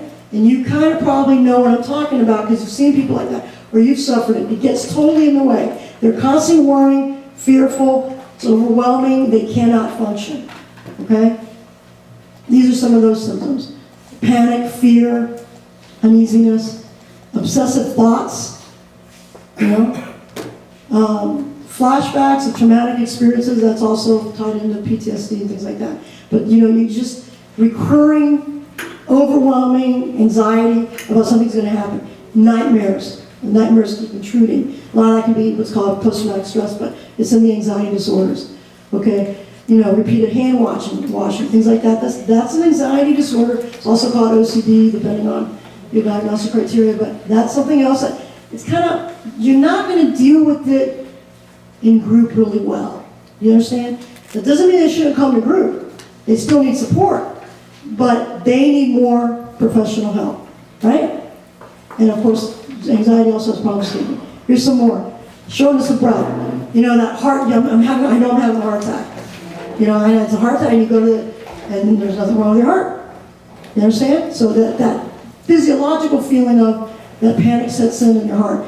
Dry mouth, nausea, muscle tensions, all of these can be symptoms. Okay? You all got that? All right, let's talk about bipolar, my favorite topic. Because it's in the news a lot more now. I personally think, I can't wait to see if he talks about it. Where does the bell go? He's going to do a diagnostic. I think Richie Incognito is bipolar. You know what I'm talking about? Football Miami? I think he's bipolar. Did you see what he did? He took a bat and he beat it. $300,000 for a car. That's more than a house. He beat his car up. But if you, I know none of you read the report. A little. I read the report, 144 pages. I'm crazy. I read the report, and there's the good Richie and the bad Richie. And that's why it's such a confusing thing. It's not simple bullying. Because there's the good Richie and the bad Richie. And he kind of goes back and forth. That's me. So I think, you know about Richie Incognito and the Dolphins and all that? I think he's bipolar. We're going to keep an eye on that one. He just went to a hospital yesterday. We do this for fun. We diagnose him. No, I think he's bipolar. No, we don't diagnose you. We don't do that. We never do that, do we, Isabel? Never. No, we don't do that. We do that with movie stars because I do it with movie stars because they're the best illustration of what the book says. You know who's bipolar? Okay, what's the guy? Oh, you're gonna have to help me with this one. Sheen, Martin Sheen. Charlie Sheen. He's bipolar. He's totally bipolar. Oh, but here's what happens. You know what kind of drugs most of these guys take when they're bipolar? What is it? They do take uppers and downers, but a lot of them do pot. Because pot is very, I don't know, I never did it, but those who do that, is it really, you can lay back, right? Don't not, because then I know. I think, okay, that Martin Sheen, what's his name, Sheen? Charlie. Charlie Sheen, totally bipolar. A lot of these movie stars, that's why they end up doing drugs, because they self-medicate with the drugs. But if they would get on the right bipolar meds, they would do really well. But here's the problem with bipolar people. And I worked a lot with them in the hospital when I was living in California. The reason they don't want to get on the meds is their creativity and their wonderful ability to be movie stars is gone. Because then they're normal like you and me. Semi-normal. They don't get that real creative burst. You know who else is bipolar? He's definitely bipolar. He's been on meds before. Is, okay, Mark and Mindy. Robin Williams is totally bipolar. Yeah, you can see that one. Because what happens is, when if you ever seen him do his monologue, this is bipolar, you put him on meds, he can't do it as fast, right? He's still very funny.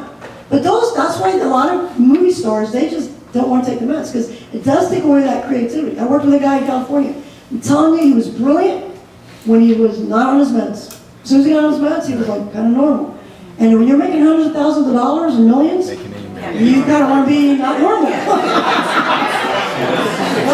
all right. But anyway, that's the manic stage. Okay, there's a it's very sad because that depressive stage can be very deep and the problem is we get fast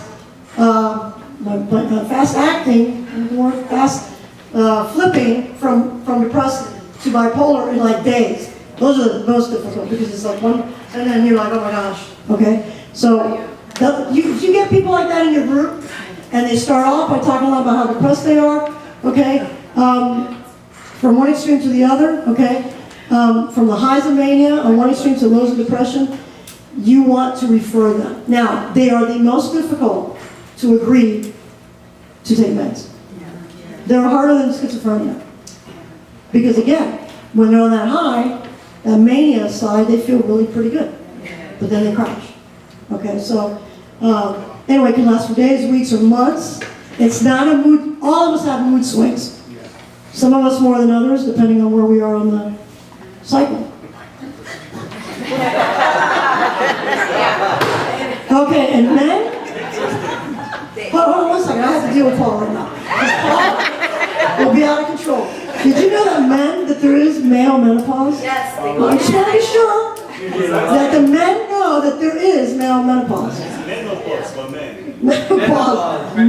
Oh, very good. I'm just throwing it out there. Yeah, you have your hand up. I'm sorry. The people, I'm just interested in your theory about bipolar. I mean, I always thought with bipolar you can't function. Can you function as a bipolar? I thought you couldn't really function. Even It depends. Is it that they're cyclothymic? Because Yes. cyclothymic, you function well. But with bipolar, it's affecting your ability to function. Because you might not need medication. Everybody needs some bit of up and down in life. You may go about life, you have the time you are a bit on the many side and you're very productive and you go down. Yes. By the time the swings go Yes. like that, you can't really Yes, function. but it's very complicated because when we're dealing with the biochemicals that you go through, you have to put in all the other stuff that's there, which is your age, if you're in menopause or not in menopause. I'm serious, okay? Your life situation. If you got 5 kids, you're going to be manic. And then you're gonna crash. I'm joking, but I'm not joking. You've got to take it all into consideration. And so what was okay when you were in college is not okay when you're 35 and trying to be a mom and raise your kids. See, so you could have been bipolar all along, and you didn't need anything because it was a natural whatever. And I'm telling you right now, and okay, now let's get into, okay, my brain, okay. Okay. That's a rare moment of self-censure. Rare moment. There is the whole debate on if drug addiction is just drug addiction, on one hand, so just do 12 steps and you're going to stop. Or if it's drug addiction because you got involved in drugs helped you cope with the depression or the anxiety or the bipolar. Mental health people believe is the second, generally. We're not against 12 steps, but we feel that that other part needs to be looked at. Okay? The reason people smoke pot is because it works. Do you ever think sin is not attractive? It is, because it works for a little bit. That's the key. The pot works for a little bit. It takes the edge off the anxiety. What's his name, the runner for the Dolphins? Ricky Williams. He was a pothead. Then he got on medication for social anxiety. Then he went to med school. Brilliant. There's all kinds of stuff going on with Ricky Williams, right? But the pot initially is what he used to cope with the high anxiety, social anxiety, all that stuff. You understand? Yeah. That's okay. So that's why when someone takes drugs, I'm not going to be judging them because they probably worked for a little bit and then it gets out of control because you can't stop. And if you have an addictive genetic marker in you because of someone in your family, you can't help that. I'm short because my mom and dad were short, right? I can't change that, right? So if you have that in your family, mom, dad, grandpa, aunt, you know you can't take that one little drink, right? But someone who doesn't can't. You see what I'm saying? It's every case is individual. So that ups and downs and all that, you got to look at the whole picture. I just gave you names of people who probably have bipolar, right? Robin Williams, all those. So if you have a Robin Williams in your group, you know that, it's that up and down. But sometimes you don't notice it because they're down all the time. But you don't even see the up part. You need to refer them, all right? And let us try to determine if that's the case. And by the way, it's very hard. It's very hard to determine bipolar. It's not that easy. Yes? Okay, referring part really quick. You would speak to them about that privately, right? Good question. Yeah. I would speak to them privately. Yeah, absolutely. And get them to, you know what, that's the shame of mental illness is really ridiculous. We all got something. Yeah. We all do. So it'd be wonderful if you talk to them privately and then at some point if they feel safe enough that they could talk. And you know what might happen? 3 people in the group say, oh yeah, my mother had that. Or oh yeah, my cousin. Or oh yeah, you'd be shocked at how many people will open up. Yeah. No, you don't want to say they're bipolar. No. I think you're bipolar. I went to one weekend seminar. You're bipolar,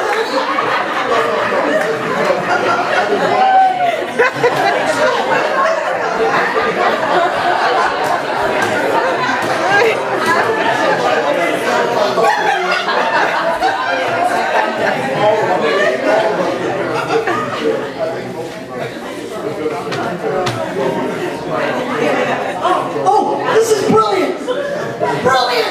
Listen to what this man says. Wisdom speaking.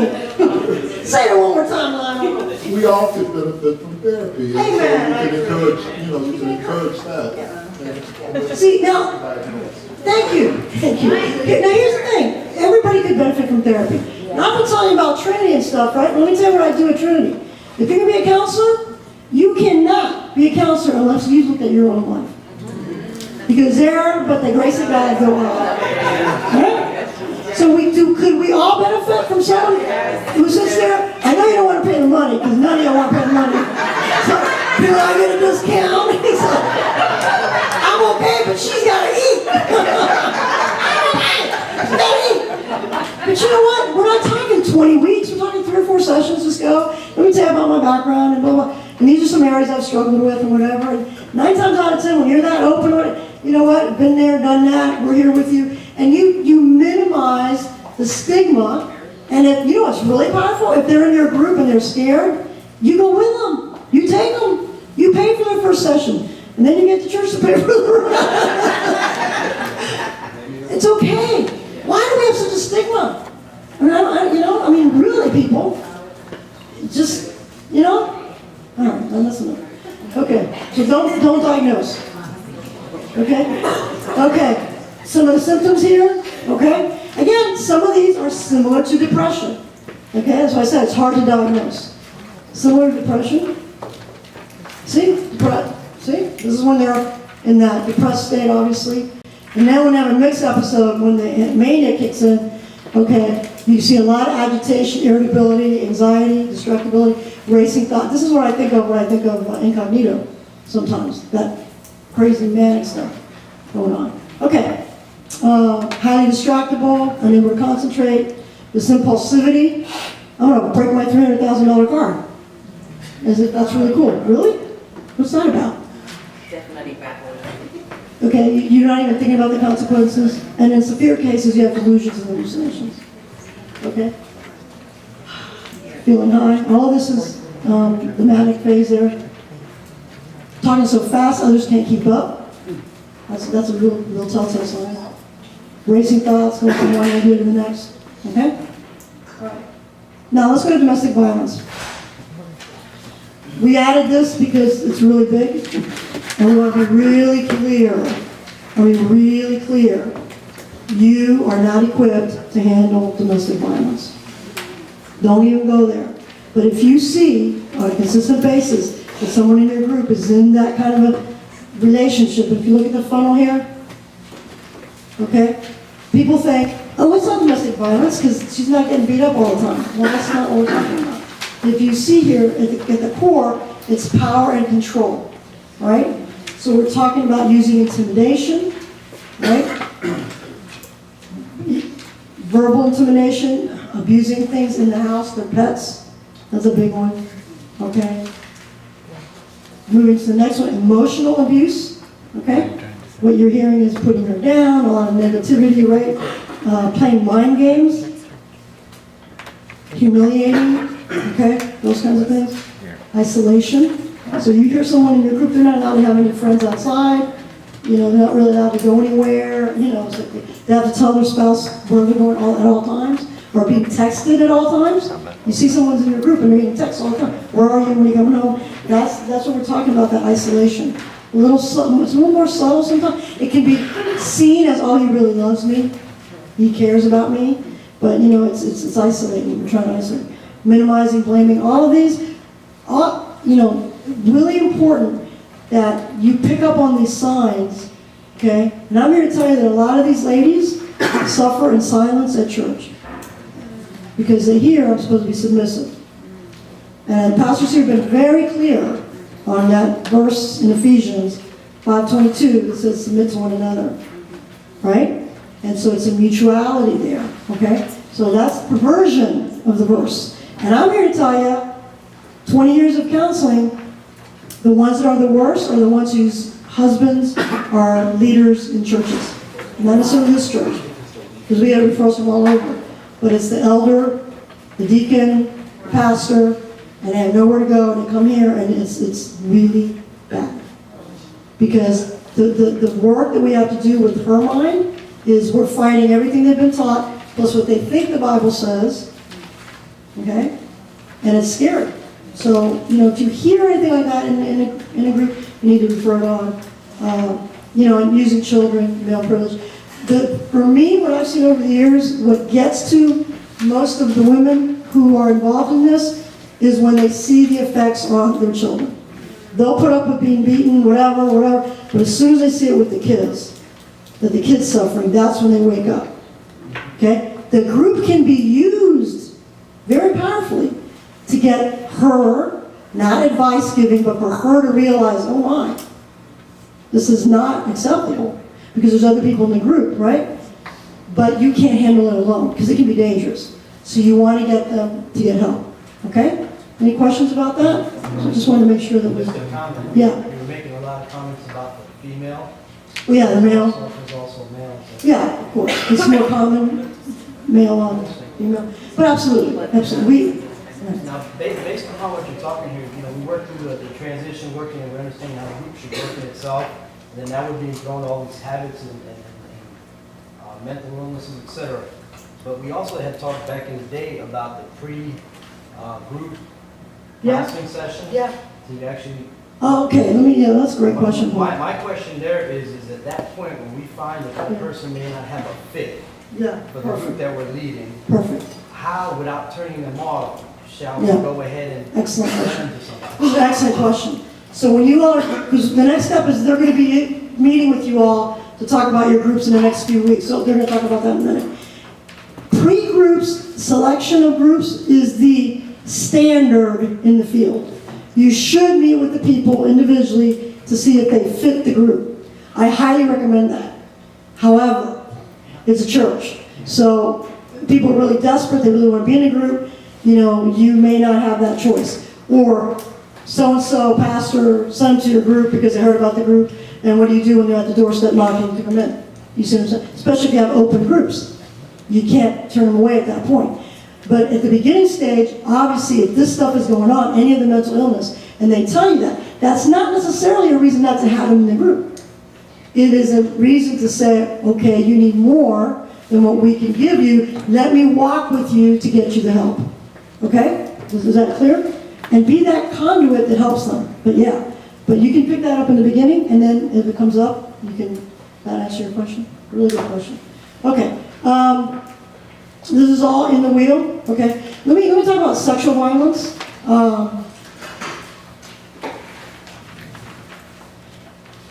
The words that are used to describe the union between a husband and a wife, which is a mirror of Jesus and his church, should be beautiful, love, and union kind of words, not degrading.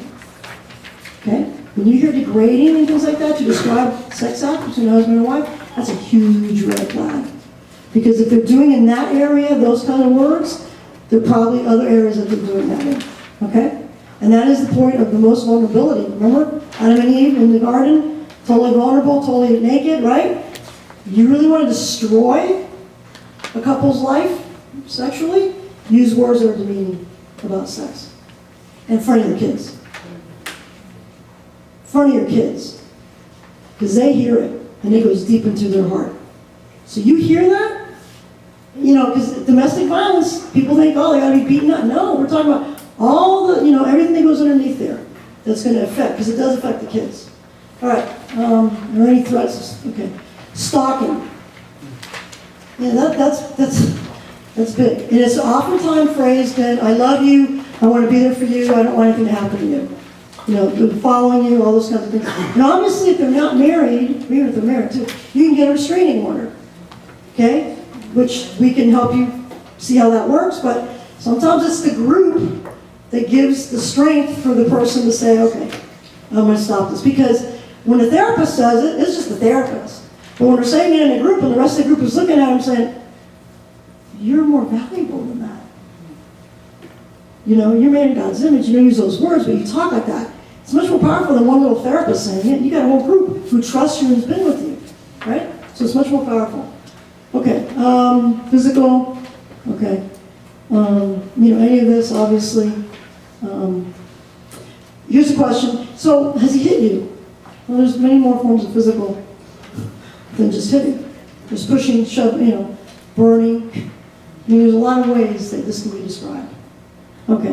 And then substance abuse, which is the last one. Again, what I'm talking about is they're currently using, right? They can't really get the help until they stop using it. So you want to make it a safe place to get them to get the help. Again, bloodshot eyes, you can smell sometimes alcohol, obviously, those kinds of things. You want to be able to help them. Slurred speech. We had a wonderful situation a few months ago with our wonderful Isabel, who had a client come in right before our staff meeting when all the counselors were there, and she was stone drunk. And it was like one of those movie versions, like, I don't know, See, I don't want to leave. And Isabel handled it with such grace. It was beautiful how she handled it. So yes, someone else helped here too, right, Marina? It was beautiful because, yeah, she's using right now. We really can't do much work, but we ain't kicking her out because she's gonna get in a car or she's gonna do something, she's gonna kill somebody. So we had to wait it out. When someone came from Celebrate Recovery, right, to take her home. Beautiful picture of Christ's redeeming work. You know? In a secular place, they might have just kicked her out. Well, no, they would have, because they don't want to get sued and whatever. But there was love there. Real care and compassion. Okay?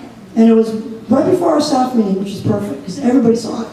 And we were able to use it as a teaching moment. Because not everybody's used to, what do you do when they come in stone? Or what do I do? Well, you just saw it. Compassion, care, and wanting them to get the help they need. Okay? If they come to your group like that, you want to help them, you're not letting them go home. How are they going home? You take the extra stuff. You take them home if you have to, right? They're not getting in a car. Okay? All right. Behavioral signs, they're all there. I don't want to spend too much time on this. Again, these kinds of changes. We have been getting, in the past 3 weeks, tons of substance abuse referrals. They're coming out of the woodwork. Current active users. So I don't know what's happening. There's something in the moon or something, I don't know. But people are really starting to increase their use. So be aware. Be aware, because people come to church and then they go use afterwards. Right? Okay. And those are resources that we have. Okay, that covers my part. I want to turn it over to our leaders here. Oh, I think we're going to do Q&A right now. And, hold on a second.